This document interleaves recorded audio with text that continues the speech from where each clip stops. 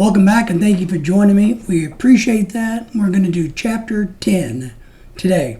And remember, if you haven't already done so, please subscribe to our channel, give us a thumbs up, share us out, all of that good stuff. We appreciate all of you guys following us and watching our videos.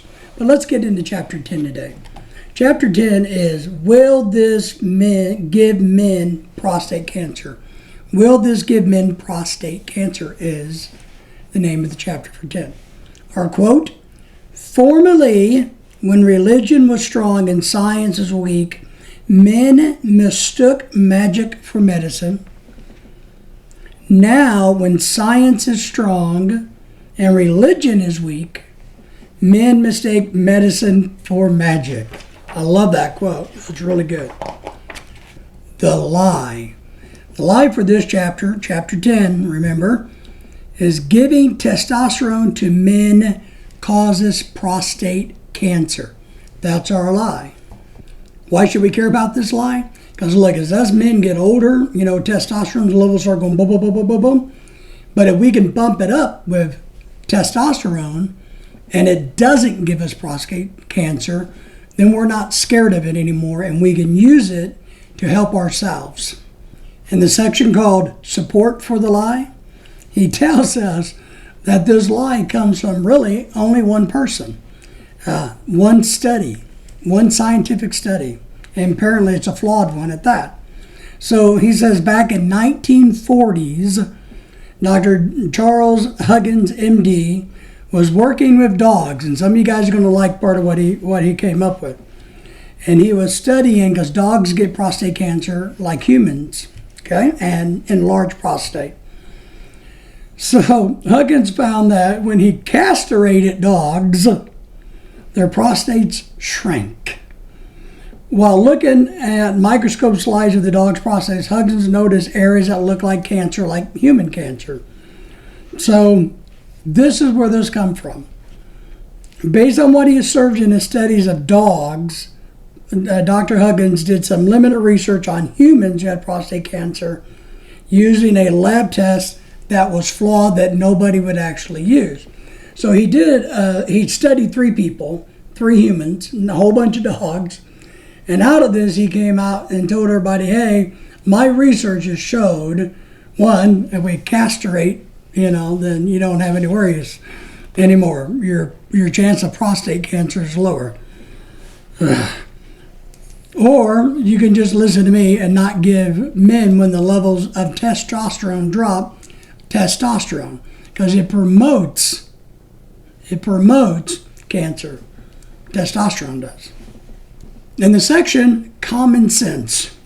This one's kind of funny. I kind of like what he did in this one. He equates this to, look, if high levels of testosterone give you cancer, so at my age, and maybe some of you guys, we could probably use a bump of testosterone, right? So if we did that and elevated our levels up, we may get prostate cancer. So he goes on to say, if this was true, because you got to remember, when you start out your levels of testosterone, you start out with the level 0 and you increase as you age. And your peak time is between like 17 and 21 years old. Right? So we get that. That would make sense, right? 17 to 20-year-old, the testosterone is flying out the window. So what he's saying is, the common sense tells us, if testosterone causes cancer, wouldn't the 17 to 20-year-olds be the ones most directly affected? Because they have, a lot of times, testosterone levels off the chart. So in the section called The Research, he talks about, look, there are now new research studies going on, proving that this was not true. So it is changing. This lie is slowly changing. The problem with it is none of the research or the doctors want to come out and criticize any other doctor. And if you came out and said, this is absolutely wrong, then you're going to make all these doctors who's been preaching this maybe liable, maybe embarrassed, maybe disagree with you and do it anyway. So the research in the medical field do not like to point out flaws in their past studies. They don't like to do it. They don't like to point the finger at bad studies. In our take-home section of the book, what he's talking about in this one is we feel the best when our testosterone levels are at the highest of our norm.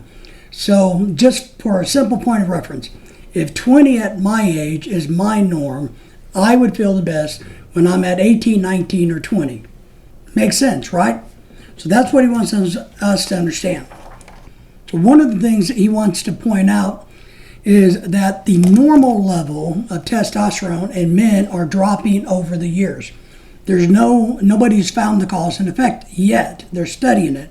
So maybe if I'm a 50-year-old male, my testosterone, he says, is supposed to be the range of 350 to 1200, and he's seeing patients regularly in the 300s. So they are way lower than they should be.